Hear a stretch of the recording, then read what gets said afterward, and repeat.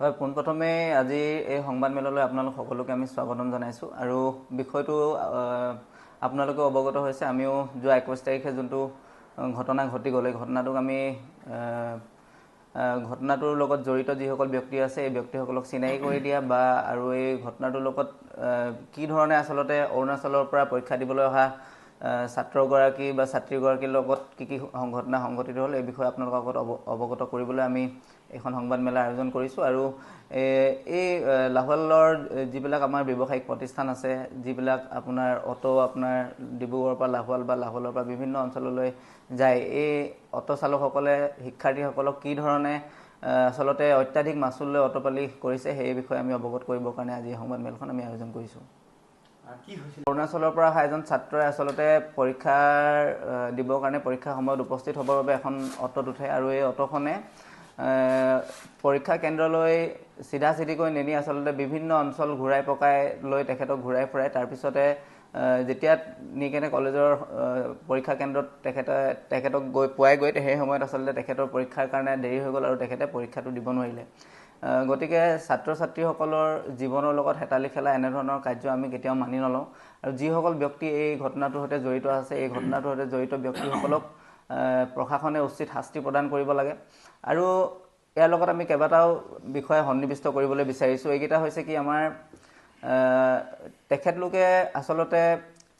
এই ঘটনাটো সংঘটিত কৰাৰ বাবে আমাৰ লাহোৱাল অঞ্চলটোৰ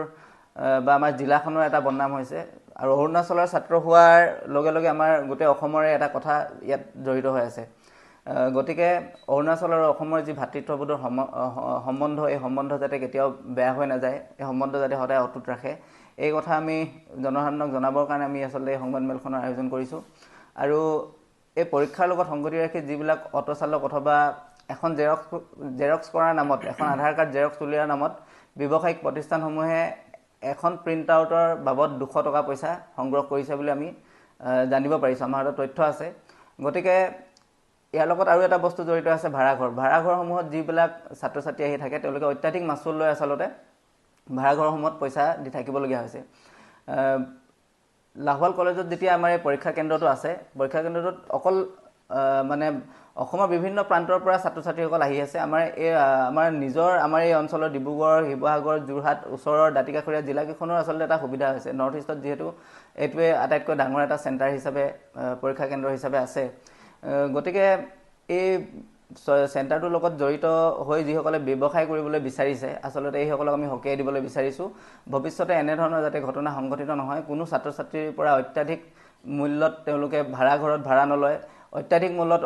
অটো চালকসকলে আচলতে ভাড়া নলয় বা তেওঁলোকক যেনি তেনি ঘূৰাই নুফুৰি এই যিবিলাক বেয়া কাম কৰিছে এইবিলাক কামৰ পৰা বিৰত থাকে। আৰু তৃতীয়তে যিসকল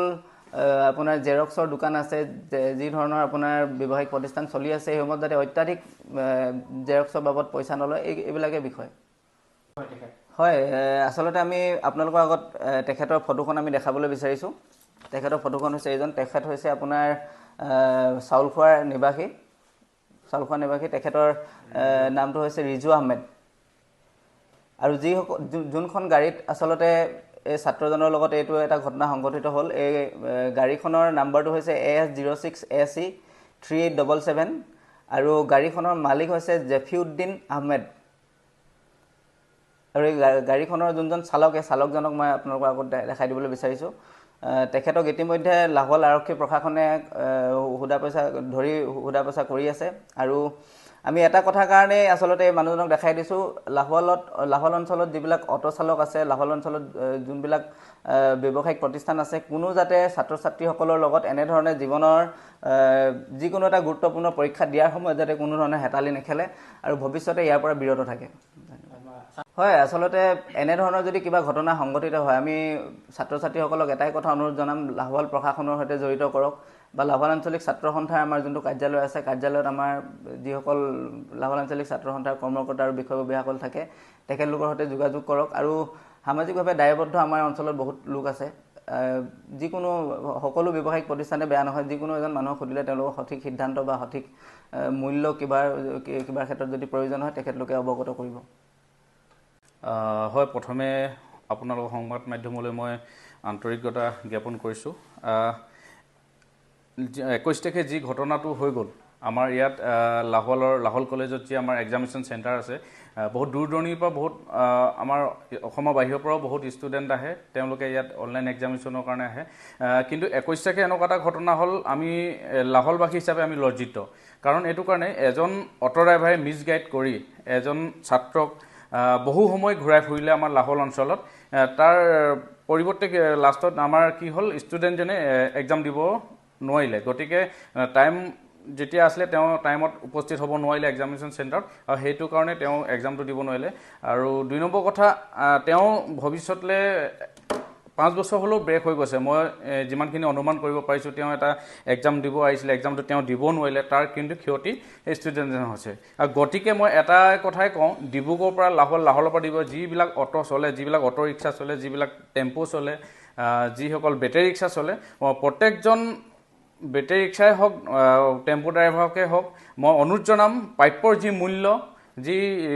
ভাড়া হয় সেই ভাড়া তেওঁলোকে গ্ৰহণ কৰিব লাগিব আৰু এনেকুৱা যাতে নেক্সট টাইম তেওঁলোকে এইটো ভুল নকৰে আৰু গতিকে আমি অৰুণাচলৰ সেই ষ্টুডেণ্টজনকো আমি তেখেতক আমাৰ ফালৰ পৰা ক্ষমা প্ৰাৰ্থনা আমি এটা বিচাৰোঁ আপোনাৰ লগতো নহওক আনকালে বেলেগৰ লগতো নহওক আৰু সেইখিনি কাৰণে আমি আজি এইখিনি কথা সংবাদ মাধ্যমৰ আগত আমি আজি অৱগত কৰিছোঁ কথাখিনি আৰু এটা কথা কওঁ ইয়াত যিসকল ইয়াত আমাৰ ভাড়া ঘৰবিলাক আছে তেওঁলোকে জিৰণি লয় বা দোকানত যায় কিছুমানে অকণমান ৰেষ্ট লয় তেওঁলোকেও সেই বাবদ ন্যূনতম যি হয় ভাড়াঘৰসমূহ ভাড়া সেই ন্যূনতমসমূহে ল'ব লাগে অধিক ল'ব নালাগে কাৰণ তেওঁলোকে এক্সামহে দিব আহিছে তেওঁলোকে ইয়াত ফুৰিবলৈ অহা নাই তেওঁলোকে ইয়াত এনজয় কৰিব অহা নাই গতিকে এক্সাম দিব অহা ষ্টুডেণ্ট এজনে কেনেকৈ আহিছে বা কেনেকুৱা এখন ঘৰৰ পৰা বিলং কৰিছে সেইটো বস্তু আমি সকলোৱে চাব লাগিব ন্যূনতম যি হয় তেওঁলোকে সমানভাৱে সেইটো ল'ব লাগে আৰু এটা লাষ্টত এটা কথা কওঁ যিসকলে অটো ৰিক্সাই এনেকুৱা এটা কাম যদি নেক্সট কৰে বা তেওঁলোকে যদি বেয়া কাম কৰে তেতিয়াহ'লে তেওঁলোকক কিন্তু আমি লাহোল আঞ্চলিক মদক যুৱ ছাত্ৰ সন্মিলনৰ তৰফৰ পৰা এটা কথাই কওঁ তেওঁলোকক কিন্তু আমি ৰেহাই নিদিওঁ আৰু আৰক্ষী প্ৰশাসনকো আমি এই কথা অৱগত কৰিছোঁ যিসকলে এনেকুৱা দুষ্কাৰ্য কাম কৰিছে তেওঁলোকক কিন্তু অতি শীঘ্ৰেই কৰায়ত্ব কৰক আৰু সোধা পোছাত আনক কিয় এনেকুৱা হ'ল কিয় তেনেকুৱা নাই হোৱা সেইখিনি কথা আমি আজি আপোনালোকৰ সংবাদ মাধ্যমৰ আগত এইখিনি কথা আমি অৱগত কৰিছোঁ ধন্যবাদ